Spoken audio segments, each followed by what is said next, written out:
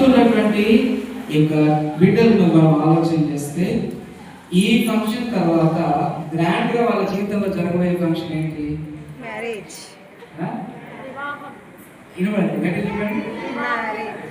అంటే ఇక్కడ నుంచి అక్కడికి పోవడానికి వాళ్ళు సిద్ధపడతారు. మ్యారేజ్ లైఫ్ లోకి ఎంటర్ అవ్వడానికి సిద్ధపడతారు. సిద్ధపాటు ఎలా పడాలి?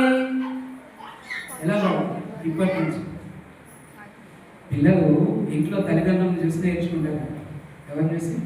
తల్లిదండ్రులు. మరి యవనస్తులు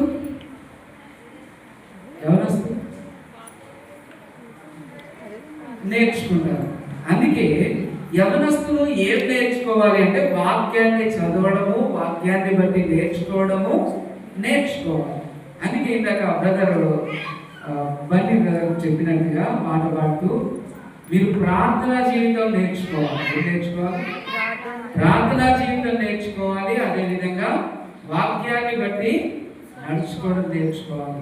అప్పుడే ఈ చిన్న ఫంక్షన్ కంటే పెద్దది. ఎందుకంటే బైబిల్ అంటామంటది వివాహం అన్ని విషయంలో ఘనమైన దాని కొరకు ఘనంగా సిద్ధపాటు కావాలి. కాబట్టి ఈ సమయంలో ఇరుగురు పిల్లలను ఉద్దేశించి వారు మంచిగా నేర్చుకొని మంచి అభివృద్ధిలోకి జ్ఞానంలోకి వచ్చినట్టుగా మన మధ్యలో దైవజనులు ఉన్నారు. వారు దేవుని యొక్క వాక్యాన్ని అందిస్తారు.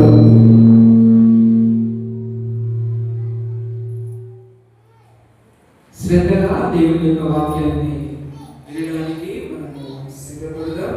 మనందరం కూడా